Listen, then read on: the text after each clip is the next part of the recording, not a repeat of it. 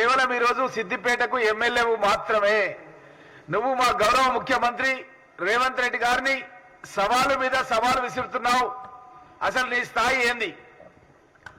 నువ్వు ఏదైతే సవాలు విసురుతున్నావో దానికి మీ మామ మాజీ ముఖ్యమంత్రి చంద్రశేఖరరావు అనుమతి ఉందా? ఏ స్థాయి లోపల నువ్వు విమర్శ చేస్తున్నావు? మా ముఖ్యమంత్రి ఏం చెప్తున్నానంటే 15 ఆగస్టు కల్లా 2 లక్షల రూపాయలు రుణమాఫీ చేస్తాం తెలంగాణ రాష్ట్ర వ్యాప్తంగా రైతాంగానికి అని చెప్పి హామీ ఇస్తుంటే నువ్వు 2 లక్షల రుణమాఫీ చేస్తే రాజీనామా చేస్తావా సిద్దిపేటకు అని మేము ఛాలెంజ్ చేస్తున్నాం. మా ముఖ్యమంత్రి ఛాలెంజ్ చేసిండు, నువ్వు సిద్ధంగా ఉండు 2 లక్షల రుణమాఫీ ఇవ్వడానికి. మా ముఖ్యమంత్రి మా ప్రభుత్వం ఎమ్మెల్యేలం అందరం కూడా రోజుకు 18 గంటలు కష్టపడి మీరు విధ్వంసం చేసిన తెలంగాణ రాష్ట్రాన్ని 100 సంవత్సరాలు నష్టాల ఊబిలోకి మీరు నెట్టేసిర్రు. 7 లక్షల కోట్ల రూపాయల అప్పులు చేసిర్రు. మేడిగడ్డ లాంటి అన్నారం లాంటి ప్రాజెక్టులు పనికిరాని ప్రాజెక్టులు కట్టిర్రు. మా ముఖ్యమంత్రి ఇటుక మీద ఇటుక కట్టి ఒక ఇల్లు ఎట్లా కట్టాలనో ఆ విధంగా ఒక ప్రగతిశీల తెలంగాణ రాష్ట్రాన్ని పునర్నిర్మాణం చేస్తుంటే 3-4 నెలలు కాలేదు మా అధికారంలోకి వచ్చిన 15 రోజుల నుంచి షురు చేసిర్రు. మీరు ఎప్పుడు ఇస్తారు హామీలు? ఎప్పుడు ఇస్తారంటే మీరు గతం లోపల 18లో ఎన్నికల ముఖ్యమంత్రి చంద్రశేఖరరావు గారు మహమ్మద్ అలీ ఇద్దరు ప్రమాణ స్వీకారం చేసిన తర్వాత ఎన్ని రోజులకు మీరు హామీలు నెరవేర్చారు? అప్పుడు అట్లనే మేము అడిగిన మా రాజీనామా చేయమని. మరి మీరు ఎందుకు ఈ విధంగా అడుగుతున్నారు? ఓపిక లేదా? ఒక సైడ్ నుంచేమో విధ్వంసం చేసిర్రు. ఒక దేశం యుద్ధంలో ఇంకో దేశాన్ని ఎట్లా ఓడిస్తారో మీరు మన రాష్ట్రంలో అధికారంలో ఉండి మన ప్రజలను ఓడించే విధంగా మీరు చేసిర్రు. ఆ ప్రజలు మిమ్మల్ని ఓడించారు. అయినా సరే సిగ్గు లేకుండా ఏ విధంగా ఇట్లా మాట్లాడుతున్నారు? ప్రజలంతా కూడా గమనిస్తున్నారు మిమ్మల్ని. నువ్వు గతంలో మర్చిపోయినవా? మా ముఖ్యమంత్రి రాజశేఖర రెడ్డి గారి దగ్గరికి బొక్కే తీసుకొని వచ్చినావు పార్టీలో చేరడానికి. నిన్ను అనుమానంతో చూస్తున్నారు కేసీఆర్. అసలు నిన్ను నమ్ముతలేడు. నీ ప్రాతిపత్యాన్ని నిరూపించుకోవడానికి నువ్వు సవాలు మీద సవాలు విసురుతున్నావు. నిన్ను పొగబెట్టి ఎక్కడ పంపాలని చెప్పి ముఖ్యమంత్రి కేసీఆర్ ఆయన కొడుకు ఆలోచనలో ఉన్నారు. మా ముఖ్యమంత్రి స్పష్టంగా దేవుడి మీద సాక్షిగా ప్రమాణం చేసి చెప్పిండు. నేనున్న రోజు మద్దూరు మీటింగ్ లోపల ఖచ్చితంగా 15 ఆగస్టు కల్లా 2 లక్షల రుణమాఫీ చేస్తాం, నువ్వు రెడీగా ఉండు. మీ మామ చంద్రశేఖరరావును ఒప్పించి మూటా ముల్లే చదువుకొని మీ బీఆర్ఎస్ పార్టీ కార్యాలయం రద్దు చేసుకొని ఫామ్ హౌస్ కు పోవడానికి మీరు సిద్ధంగా ఉండాలి. మా ముఖ్యమంత్రి మేమిచ్చినటువంటి హామీని 15 ఆగస్టు కల్లా నెరవేర్చడానికి సిద్ధంగా ఉన్నాం. నీ రాజీనామా పత్రాన్ని రెడీగా పెట్టుకొని మీ మామను ఒప్పియడానికి నువ్వు సిద్ధంగా ఉండాలని చెప్పి మేం హరీష్ రావును హెచ్చరిస్తున్నాం. ఇంకా ముందు నువ్వు ఇదే విధంగా అవాకులు చెవాకులు పేల్తే ఈ తెలంగాణ రాష్ట్ర ప్రజలు ముఖ్యంగా యువకులు విద్యార్థులు ఆలోచనలో ఉన్నారు. 30,000 మందికి ఉద్యోగాలు ఇచ్చినటువంటి రేవంత్ రెడ్డి గారిని మీరు అధికారంలోకి రండి, ఉద్యోగాలు ఇవ్వకుండా, ఉద్యోగ ప్రకటనలు చేయకుండా, నియామకాలు చేయకుండా, ఏవైతే తెలంగాణ రాష్ట్రానికి నీళ్లు రావాలంటే నీళ్లు రాకుండా దోచుకున్నారు. ఎస్సీ ఎస్టీ సప్లాన్ పెట్టి ప్రజలను ఆదుకోవాలని గత కాంగ్రెస్ ప్రభుత్వంలో పరిగిలోనే మేము ఎస్సీ ఎస్టీ సప్లాన్ తీసుకొచ్చినాం. అప్పుడు ముఖ్యమంత్రి వచ్చి ఎస్సీ రెసిడెన్షియల్ స్కూల్లో విత్డ్రా చేసిర్రు. మీరు అసలు కనీసం నియోజకవర్గాలకు కూడా మంత్రులు పర్యటన చేయలేని సందర్భం, గతం లోపల నియామకాలు కూడా చేయలేని పరిస్థితిలో ఉండి ఏదో 5 సంవత్సరాల కాల పరిమితి మాది అయిపోయినట్టు జనరల్ ఎలక్షన్స్ కు ముందు మీరు మాట్లాడుతున్నట్టుగా ఈరోజు విమర్శలు చేయడం తెలంగాణ రాష్ట్రంలో ప్రజలెవరు కూడా జీర్ణించుకోలేకపోతున్నారు. నిజంగా నీకు దమ్ముంటే నువ్వు నీ యొక్క నియోజకవర్గం నుంచి ప్రాతినిధ్యం వహిస్తున్నటువంటి మెదక్ పార్లమెంట్ ఫస్ట్ నువ్వు గెలిపించుకో. నిన్ను ఏ విధంగా పార్టీ నుంచి ఎలగొట్టాలని చెప్పి నీ మామ నీ బామ్మడిది పొగ పెడుతున్నారు. నువ్వు మొట్టమొదట దాన్ని ఆలోచించుకో అని చెప్పి మేము హరీష్ రావును హెచ్చరిస్తున్నాం. గతం లోపల మీరు చేసినటువంటి పనులు, గతంలో మీరు ఇరిగేషన్ మినిస్టర్గా ఈ రాష్ట్రాన్ని ఏ విధంగా ఉద్ధరించారు, ఏ విధంగా ప్రాజెక్టులు కట్టిర్రు, అన్ని విషయాలు కూడా విచారణలో ఉన్నాయనే విషయాన్ని మర్చిపోవద్దని హెచ్చరిస్తున్నాం.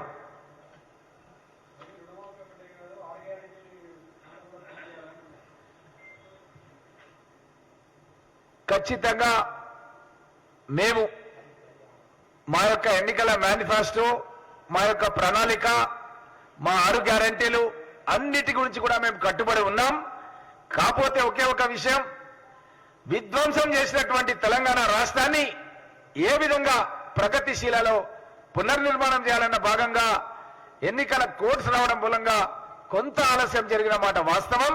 కానీ ప్రజలందరూ కూడా మమ్మల్ని విశ్వసిస్తున్నారు. గతంలోనే మేము ఇందిరమ్మ ఇండ్లు కట్టడం కానీ, ఈ యొక్క 6 గ్యారంటీలో ముఖ్యమైనది ఎస్సీ ఎస్టీలకు 6 లక్షల రూపాయలు పెట్టి ఇల్లు కట్టిస్తాం, బీసీలకు ఇతరులకు 5 లక్షల రూపాయలు పెట్టి ఇల్లు కట్టిస్తాం. నా పరిగి నియోజకవర్గం లోపల అప్పుడున్నటువంటి రంగారెడ్డి జిల్లా లోపల 42,000 ఇండ్లు నేను కట్టించిన. నా నియోజకవర్గం లోపల నేను చెప్పిన మాట నమ్ముతాడు. మా ముఖ్యమంత్రి గారు నాకు 3,500 ఇండ్లు ఇచ్చిండు. పేదలు ఎవరికి ఇండ్లు కావాలన్నా మా కార్యకర్తలకు, నాయకులకు చెప్తున్నాను, అట్టడుగు వర్గాల వాళ్ళైనటువంటి వాళ్ళ ఇండ్ల యొక్క లిస్టు తయారు చేయండి. ఈ ఎన్నికల కోడ్ కాగానే ఈ 3,500 మొదటి దఫలో ఇస్తాం. ఈ విధంగా దశల వారీగా మేము ఇచ్చినటువంటి గ్యారంటీలన్నీ కూడా పూర్తి చేస్తామని చెప్పి ప్రజలందరూ కూడా స్పష్టంగా తెలియజేస్తున్నాం. మా యొక్క ఎన్నికల మేనిఫెస్టో ఉన్న అన్ని అంశాలను కూడా పూర్తి చేస్తాం. ముఖ్యంగా ఎన్నికల కోడ్ ఉండడం మూలంగా మహబూబ్ నగర్, చేవెళ్ల లాంటి నియోజకవర్గాల్లో విద్యుత్కు సంబంధించిన జీరో బిల్లింగ్ రాలేదు.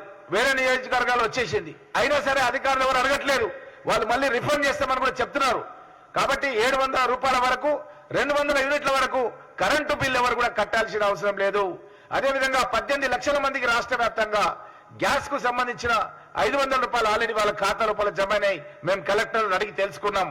ఇదే విధంగా కాకుండా మేము ఇచ్చినటువంటి ఆర్టీసీ బస్సులో ఉచిత ప్రయత్నం మీకు తెలుసు. దగ్గర 35 కోట్ల మంది మహిళలు ప్రయాణం చేసి ఉన్నారు. 10 లక్షల రూపాయల వరకు రాజీవ్ గాంధీ ఆరోగ్యశ్రీ పేరు మీద, అది గవర్నమెంట్ హాస్పిటల్సే కాదు, ప్రైవేట్ కార్పొరేట్ హాస్పిటల్లో కూడా వైద్యం అనేది ఈరోజు ఉచితంగా పేదలందరూ కూడా అందిస్తున్నాం. కాబట్టి మేము ఇచ్చిన గ్యారంటీలకు ఎక్కడ కూడా మేము వెనకపోవడం లేదు. ఖచ్చితంగా దాన్ని మేము అనుకున్నటువంటి దశల వరకు చేస్తున్నాం. కాకపోతే వీళ్ళు చేసినటువంటి విధ్వంసం మూలంగా కొంత ఆలస్యం అయినప్పటికీ అహోరాత్రులు పనిచేసి మా ముఖ్యమంత్రి, మంత్రులు, మేము తప్పకుండా ప్రజలకు ఇచ్చినటువంటి వాగ్దానాల విషయం లోపల పూర్తి చేస్తాం. మా ముఖ్యమంత్రి మడమ తిప్పడు, మాట తప్పడు, దానికి కట్టుబడి ఉన్నాం. తప్పకుండా మా హామీలన్నీ కూడా నెరవేరుస్తాం.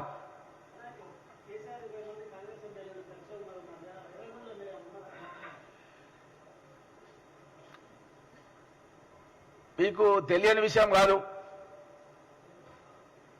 గతం లోపల వాళ్ళు ఏం చేసిండ్రు, ఏం కథ అన్న విషయం మీకు అందరు కూడా తెలుసు. అయినా వాళ్ళకి ఈరోజు ఇంత తక్కువ మంది ఎమ్మెల్యేలను గెలిపించారు అంటే ఆ పార్టీ పరిస్థితి ఏంది? ఆ పార్టీ నుంచి ఒక ఎంపీ అయినా గెలుస్తాడా అన్నదే పెద్ద క్వశ్చన్ మార్క్. ఇప్పుడు వీళ్ళు ఎక్కడికి పోయినరు? ఈ రాష్ట్రం విడిచిపెట్టి మహారాష్ట్రకు పోయినరు. అక్కడ కూడా మన రాష్ట్ర సంపదను దోచిపెట్టిరు మహారాష్ట్ర వాళ్ళకు. కాబట్టి మేము ఓటేసింది కాంగ్రెస్ పార్టీకి. మీరు దొంగదారిన బీజేపీ ప్రభుత్వాన్ని కూర్చోబెడితే మేము ఓట్లేయడానికి సిద్ధంగా మళ్ళీ లేమని గుణపాఠం చెప్పి ఒక బీసీ నాయకుడు సిద్ధరామయ్య గారిని ముఖ్యమంత్రిగా చేసి మేము మళ్ళీ ప్రభుత్వంలోకి వచ్చినాం. అక్కడ మీకు తెలుసు, మధ్యప్రదేశ్ లోపల కమల్నాథ్ గారు ముఖ్యమంత్రిగా ఉంటే అక్కడ కూడా మా ప్రభుత్వాన్ని కూలవేసిర్రు. గోవాలో కూడా అత్యంత సంఖ్యాబలం ఉన్నటువంటి మా పార్టీ ఎమ్మెల్యేలు కాదని వేరే వాళ్ళందరూ కూడా చేర్చుకొని బీజేపీ అక్కడ ప్రభుత్వాన్ని తీసుకొచ్చింది. కాబట్టి దేశవ్యాప్తంగా చర్చ జరుగుతుంది. ఈరోజు ప్రజాస్వామ్యయుతంగా దేశానికి స్వాతంత్రం తీసుకొచ్చినటువంటి పార్టీ కాంగ్రెస్ పార్టీ, తెలంగాణ రాష్ట్రాన్ని ఇచ్చినటువంటి పార్టీ కాంగ్రెస్ పార్టీ. కాబట్టి వీళ్ళు చెప్పినటువంటి మాటలు, మోదీ గారు ఏం చెప్పారు? ప్రతి ఏడాది 2 కోట్ల మందికి ఉద్యోగాలు ఇస్తా అన్నాడు. ఈ 15 నెలల్లో 20 కోట్ల ఉద్యోగాలు ఇవ్వాలి.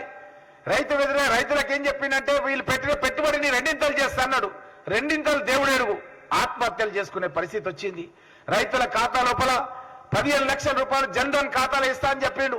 15 లక్షలు కాదు కదా, నల్లధనం తీసుకొస్తా అని చెప్పి నీరవ్ మోడీ లాంటి వాళ్ళను, గుజరాతీలను విదేశాలకు వెళ్తే 10 సంవత్సరాల నుంచి మన రాష్ట్రాన్ని కూడా తీసుకురాలేని దయనీయమైనటువంటి పరిస్థితుల్లో మోడీ ప్రభుత్వం పనిచేసింది.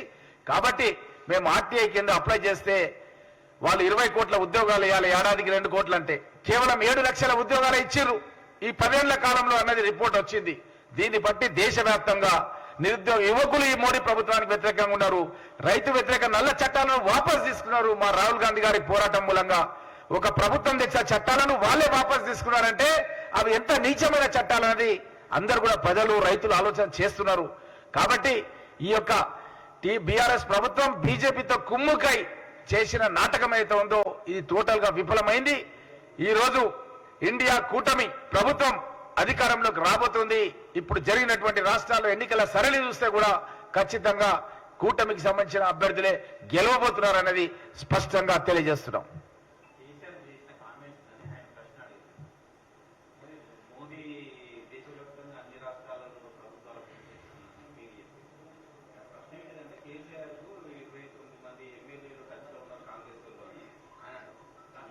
దానికి ఆల్రెడీ స్పష్టంగా మా గౌరవ ముఖ్యమంత్రి చెప్పిండు, దమ్ముంటే టచ్ చేసి చూడు, హై వోల్టేజ్ లైన్ కనెక్షన్ ఎట్లుంటుందో షాక్ కొట్టి బస్ అయిపోతామని చెప్పి మా ముఖ్యమంత్రి స్పష్టంగా దానికి ఖండన ఇచ్చిండు. ఈ ముఖ్యమంత్రిగా గతంలో పనిచేసిన కేసీఆర్ మొన్న TV9 డిబేట్ లోపల 4 గంటలు డిబేట్ ఇచ్చిండు. ఆ డిబేట్లో ఆయన ఏం మాట్లాడుతున్నాడంటే మా హరీష్ రావు ఇచ్చిన సవాల్కు మా ముఖ్యమంత్రి జవాబు చెప్పలేదని మాట్లాడుతున్నాడు. నేను వెంటనే లైన్లకు తీసుకునే ప్రయత్నం చేసిన. రజనీకాంత్ గారు డిబేట్లో ఉన్నారు, ఫోన్ కలుస్తలేదు. మురళీకి ఫోన్ చేసిన, మురళీ జరా నేను డిస్ప్లే పంపిస్తున్నా నీకు, ఒకసారి మీ టీవీలో చెప్పండి. నేను మద్దూరులో ముఖ్యమంత్రి గారు పక్కనే కూర్చున్నా. మా ముఖ్యమంత్రి గారు స్పష్టంగా చెప్పిండు 15 ఆగస్టు కల్లా 2 లక్షల రూపాయలు మాఫీ చేస్తాం అని చెప్పి స్పష్టంగా చెప్పిండు. నువ్వు దాన్ని చేయమంటే వాళ్ళు ఆ రోజు ఆల్రెడీ స్ట్రక్చర్డ్ గా ఉన్నది, దాన్ని వాళ్ళు తీసుకోలేదు అన్న విషయాన్ని కూడా తెలియజేస్తున్నాం. కాబట్టి వాళ్ళు చెప్పేవన్నీ కూడా జూట మాటలు, అబద్ధాలు. వాళ్ళ ఎమ్మెల్యేలను కాపాడుకోవడానికి ఈ విధంగా బట్టగాల్చి మీద వేసే కార్యక్రమం చేస్తే ఎవరు కూడా నమ్మే పరిస్థితులు లేరు. వాళ్లకు ఎంపీ టికెట్లు ఇస్తే వద్దురా మూరో అని చెప్పి ముఖ్యమంత్రిగా లెటర్ రాసి నీ పార్టీ నుంచి నిలబడమని చెప్పి కావ్య, నీ పార్టీ ఫోన్ ట్యాపింగ్ లో, కుంభకోణాల్లో, అవినీతిలో, కుటుంబ పాలనలో కలుషితమైపోయింది, నాయన మీ పార్టీలో మేము నిలబడము అని చెప్పి ఆమె ఉత్తరం రాసి ఆ యొక్క బీఫామ్ ను ముఖం మీద కొట్టొచ్చి మా కాంగ్రెస్ పార్టీ అభ్యర్థిగా నిలబడుతున్నారంటే స్పష్టంగా ఉంది ఎవరు ఏ పార్టీలో చేరుతున్నారు, ఎవరు ఎలా అన్నది.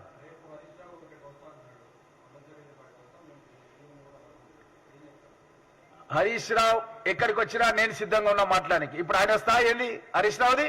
హరీష్ రావు ఒక ఎమ్మెల్యే, నేను కూడా ఒక ఎమ్మెల్యే. నేను సిఎల్పి సెక్రటరీగా పనిచేసిన. గతం లోపల జానారెడ్డి గారు సిఎల్పి నాయకుడుగా ఉంటే నేను సెక్రటరీగా పనిచేసిన. కాబట్టి హరీష్ రావు ఛాలెంజ్ నేను స్వీకరిస్తున్నా. ఆయన ఎక్కడికి వచ్చినా ఏదో మాట్లాడమన్నా నేను సిద్ధంగా ఉన్నా. మా ముఖ్యమంత్రికి ఆయన సరిపోయే వ్యక్తే కాదు, ఆయన మామను రెడీ చేయమని చెప్పి ఛాలెంజ్ చేస్తున్నాం. రేపు ఆయన రాజీనామా లెటర్ను జేబులో పెట్టుకోవాలి. హరీష్ రావు నువ్వు 15 ఆగస్టు రోజు తెలంగాణ రాష్ట్ర వ్యాప్తంగా ఈ ఎంపీ ఎన్నికలు జరిగి రిజల్ట్ రాకముందే మా వాళ్ళు సర్పంచులు, ఎంపీటీసీ, జెడ్పీటీసీలు అంతా కూడా గెలుస్తారు. 15 ఆగస్టు జెండాలు కూడా ప్రతి గ్రామ పంచాయతీలో, మండల పరిషత్లో అంతటా కూడా మా వాళ్ళ జిల్లా పరిషత్లు ఎగరేస్తారు. అదే రోజు మేము బాణ సంచారం వెలిసి ఆ రోజు జెండాలు ఎగరేసి 2 లక్షలు ఇచ్చిన దానికి పాలాభిషేకం చేసే కార్యక్రమాన్ని నిర్వహిస్తామని చెప్పి కూడా స్పష్టంగా తెలియజేస్తున్నాం.